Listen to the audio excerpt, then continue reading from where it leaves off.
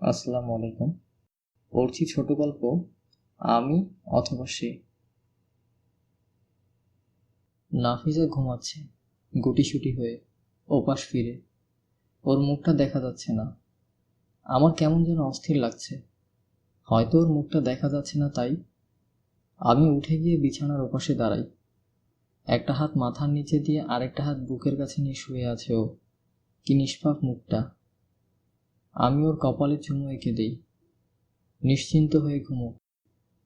নাফিজা, আমার প্রিয়তমা স্ত্রী। এ ঘরে কোনো ঘড়ি নেই। আমি ঘর থেকে বেরিয়ে নিচের রুমে যাই। 7:37। ডাইনিং টেবিলের পাশের বড় জানালাটা খুলে দিই। ক্যালেন্ডারে আজকের তারিখটা মার্ক করে রাখতে হবে। আজ একটা বিশেষ দিন। এই দিনটা ভুলে যাওয়া চলবে না। আচ্ছা, মার্কার পেন কোনটা ব্যবহার করব? কোন রং? কালো না লাল? সিদ্ধান্ত নিতে পারছি না। মাথা ধরে যাচ্ছে। আজকাল এটা বেশি হচ্ছে। মার্কার পেন দুটো হাতে নিয়ে দাঁড়িয়ে আছি। আচ্ছা, টস করলেই তো হয়। এই সহজ ব্যাপারটা মাথায় আসেনি কেন প্রথমে? টস করলাম। কালো রঙের মার্কার। খারাপ না। শোক দিবসের মতো হবে। হা হা হা। ডাইনিং রুমে আসলাম আবার। ক্যালেন্ডারে 27 ফেব্রুয়ারি দিনটাতে মার্ক করতে গিয়ে প্রচণ্ড অবাক হলাম। ঠিক ওই দিনটাতেই লাল রং দিয়ে মার্ক দেয়া।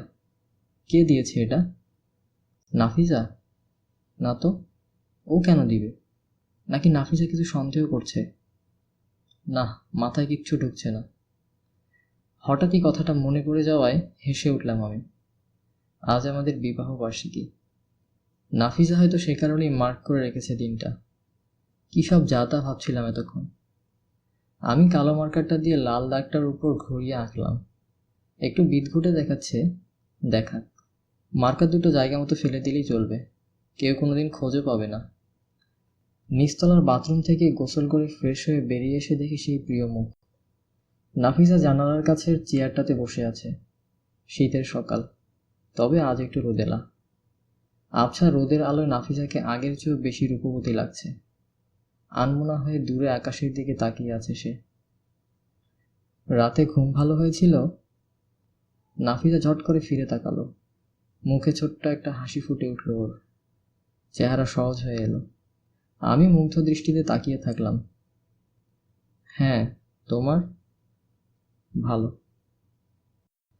কফি মেকার থেকে 2 কাপ কফি বানিয়ে নাফিজার হাতে 1 কাপ ধরিয়ে দিয়ে ওর সামনের একটা চেয়ারে বসলাম।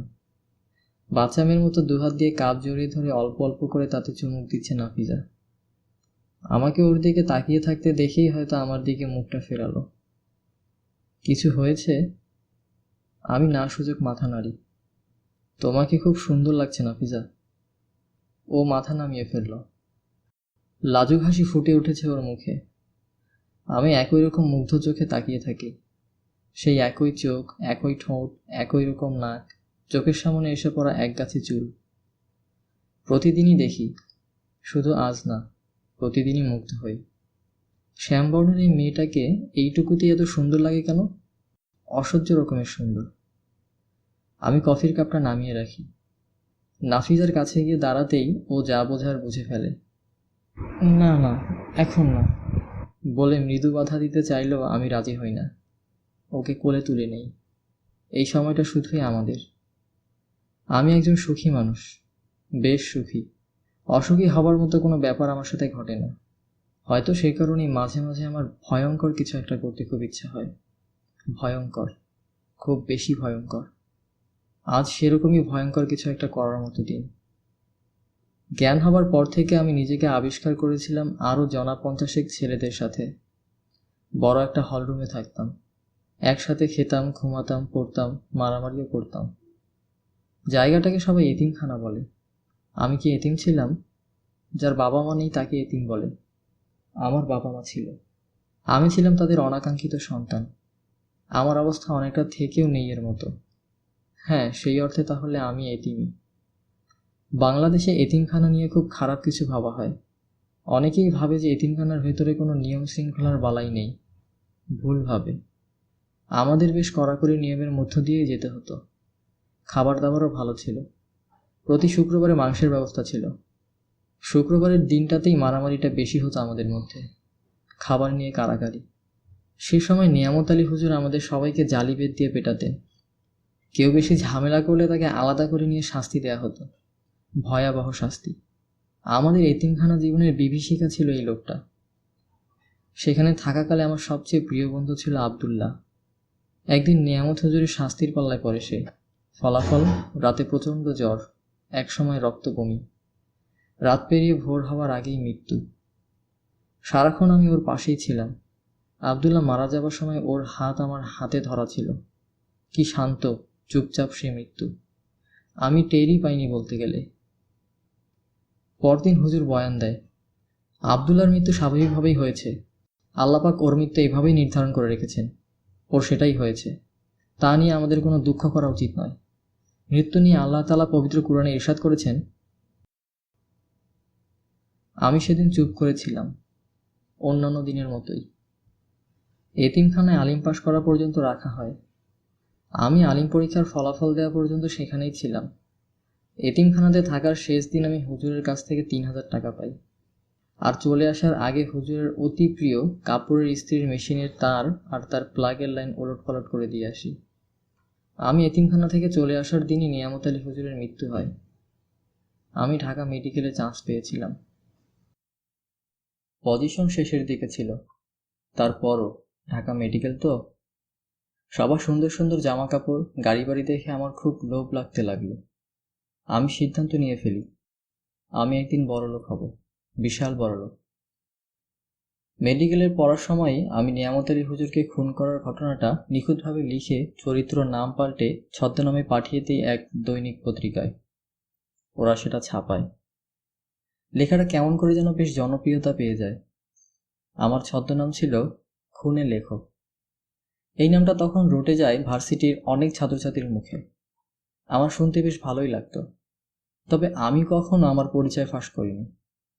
এমবিবিএস শেষ করে প্র্যাকটিসের জন্য বিভিন্ন হাসপাতালে যাওয়া লাগতো। আমার পুরনো ইচ্ছাটা মাথাচাড়া দিয়ে উঠতে চাইতো, ভায়োলেন্স। I love violence. কিন্তু আমি কিনা শেষমেশ হলাম চাইল্ড স্পেশালিস্ট, ছোট ছোট বাচ্চা কাচ্চাদের সর্দি, কাশি, পেট ব্যথার ডাক্তার। বছর দুইয়ের মাথায় আমি ডাক্তারি থেকে নিজেকে সম্পূর্ণ সরিয়ে নেই। 7 বছর ধরে করা টিউশনির সব টাকা, পার্ট টাইম টিচার ছিলাম সেটার টাকা, আর ডাক্তার হিসাবে 2 বছর আয় করা জমানোর সব টাকা ব্যাংক থেকে উঠিয়ে নিয়ে আমি নিজে অবাক হয়ে গেলাম। অনেক টাকা। আমি সব টাকা দিয়ে একটা ওষুধের দোকান খুলে বসি। অখণ্ড অবসর। পুরনো লেখালেখির ইচ্ছাটাও জেগে উঠল, কিন্তু খাতা কলম নিয়ে বসে একটা লাইনও লিখতে পারলাম না। আমি খুনে লেখক, খুন ছাড়া আমার লেখা সম্ভব না। সেদিন রাতেই আমি বেরিয়ে পড়ি। অনেক হাঁটতে হাঁটতে কাকরাইলের মোড়ের কাছে একটা বন্ধ হয়ে যাওয়া রেস্টুরেন্টের সামনে ঘুমিয়ে থাকা ছোট্ট একটা বিড়াল ছানা পাই। বিড়ালটা সাদা রঙের, তবে চোখের পাশে আর পিঠে কালো রঙের ফুটকি আছে, বেশ সুন্দর। রাস্তার পাশে অর্ধেকটা থান ইট পড়েছিল। আমি সেটা তুলে নেই সন্তর্পণে।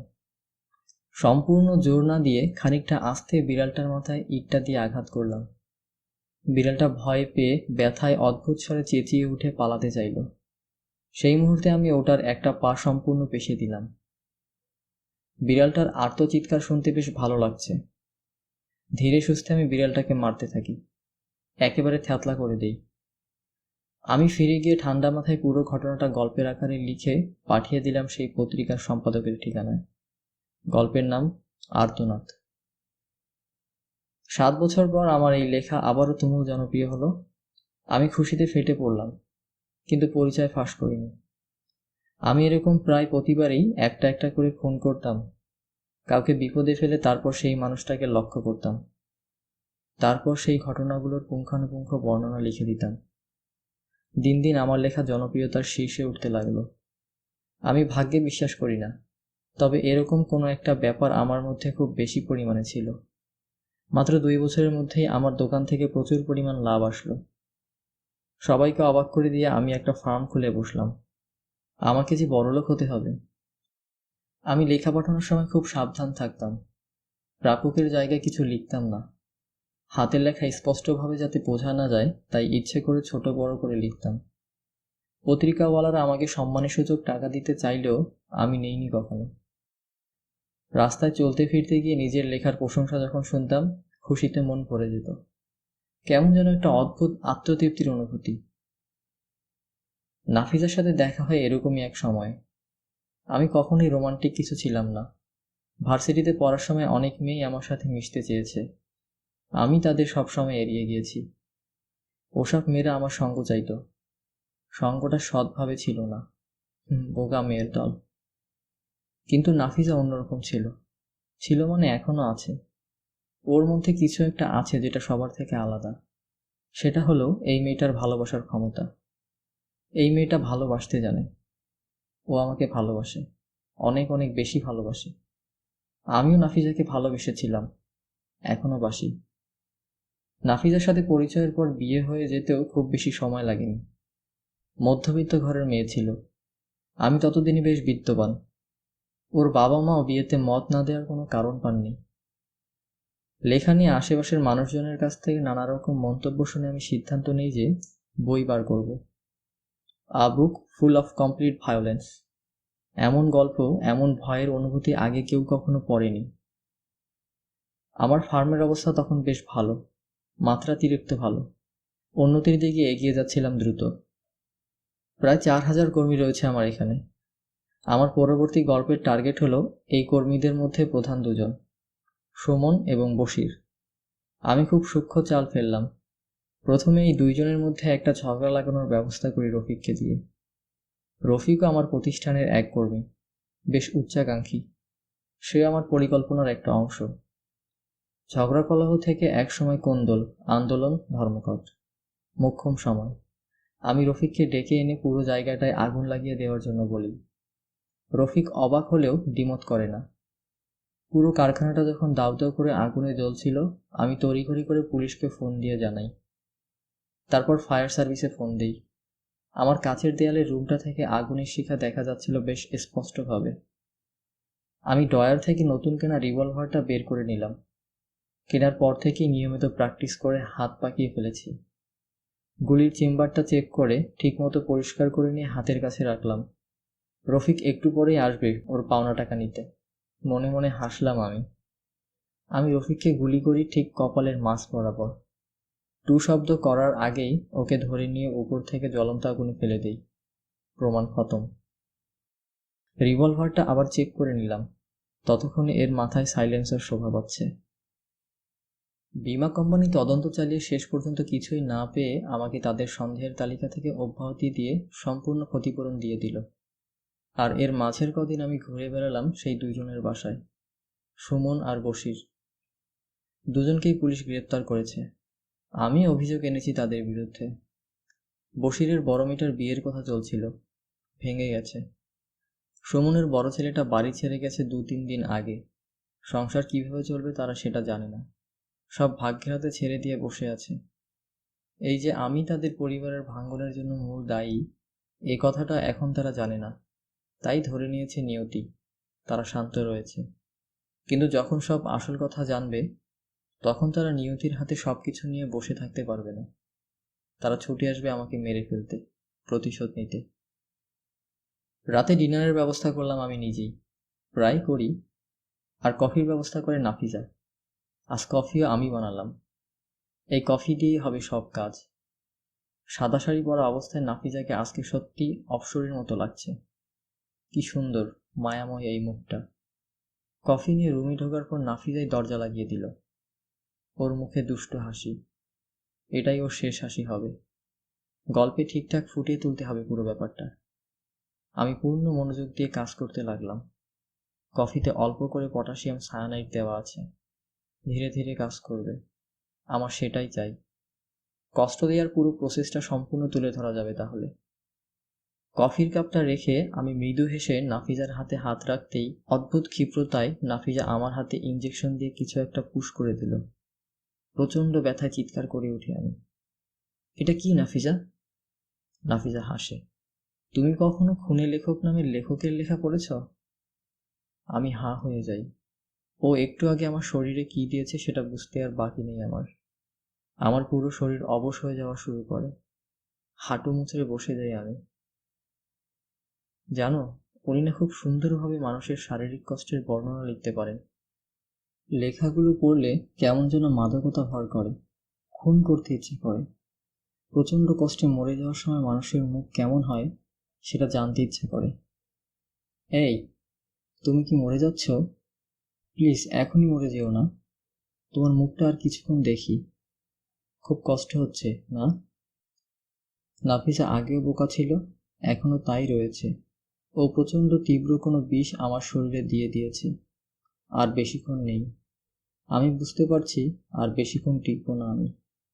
আমার অস্ত্র আজ আমার উপরেই প্রয়োগ করা হয়েছে। আমি ঘাড় ঘুরিয়ে নাফিসার মুখটা দেখার চেষ্টা করি। ইস, এত মায়া কেন মুখটায়? ওর চোখের বিষণ্ণতায় কি এই মায়া ফেলেছে মুখে? চকিতে আমার একটা ব্যাপার মনে পড়ে গেল। আমি হাঁ করে দম নিতে থাকলাম। প্রচণ্ড শ্বাসকষ্ট হচ্ছে। নাফিসা এক মনে কথা বলে যাচ্ছে। কিছু বুঝতে পারছি, কিছু পারছি না। তবে আমাকে শেষ কাজটা করে যেতেই হবে। গায়ে যতটুকু শক্তি ছিল তার সাথে মনের পুরোটা জোর দিয়ে আমি সজোরে লাথি হাঁকাই টেবিলের পায়ায়। কফির কাপটা উল্টে পড়ে গেল মেঝেতে। আমি চিত হয়ে শুয়ে আছি। কাজ শেষ। আর মাত্র কিছুক্ষণ।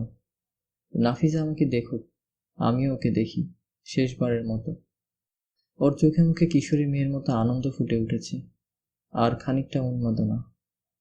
আমি কষ্ট সহ্য করে হাসি মুখে তাকিয়ে থাকি। আমার শেষ গল্পের শেষটা যে এমন হবে সেটা আমি কখনোই ভাবিনি। কি অদ্ভুত রকমের এই বিশ্বাস তাদের। মরুক বোকা গাধার দল।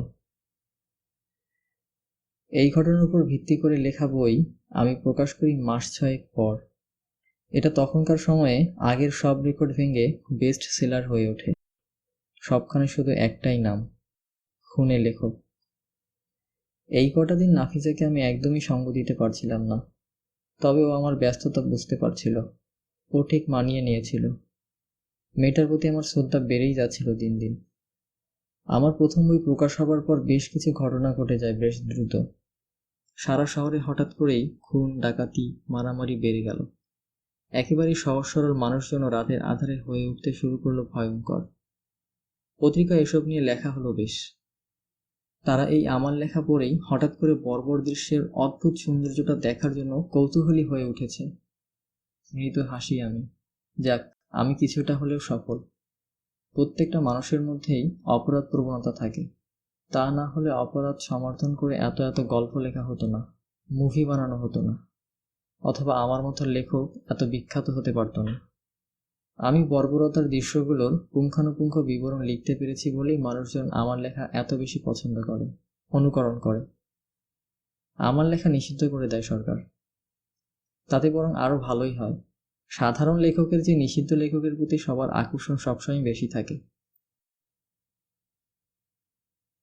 এর কিছুদিনের মধ্যেই আবার খবর পাওয়া গেল আমার গল্পের কাহিনীর সাথে কারখানার পুড়ে ফেলার ঘটনাটার মিল পেয়েছে গোয়েন্দা পুলিশ। কিন্তু কোনো প্রমাণের অভাবে আমাকে গ্রেপ্তার করতে পারছে না। আর এসব খবরই পেলাম দৈনিক পত্রিকাগুলোতে।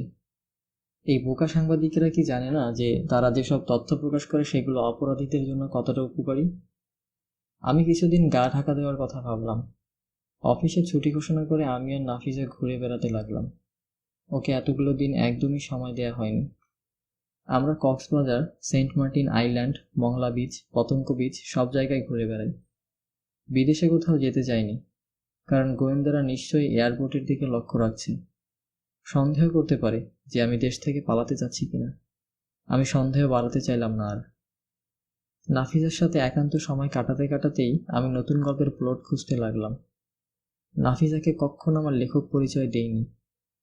একদিন সি হোটেলের নিজস্ব সমুদ্রের জায়গায় সাঁতার কাটতে গিয়ে খেয়াল করলাম নাফিজা ডুবে যাচ্ছে। ও সাঁতার জানে না। আমার হঠাৎ করে ইচ্ছে হচ্ছিল ডুবন্ত মানুষের মৃত্যুর সময় দেখতে কেমন লাগে তা দেখতে। কিন্তু নাফিজা আমাকে সে সুযোগ না দিয়ে আমার হাত জড়িয়ে ধরে উঠে চলে আসলো। নাফিজা বেঁচে যায় সেদিন, কিন্তু আমার মাথায় আটকে থাকে ব্যাপারটা। আমার পরবর্তী গল্পের জন্য উৎসর্গীয় হবে আমার স্ত্রী নাফিজা। বহুদিন ধরে চিন্তা ভাবনা করে এই দিনের কথা ভেবেছি আমি। আজ আমাদের বিবাহ বার্ষিকী আর নাফিজার মৃত্যুদিন। এখনো হয়নি, তবে হবে।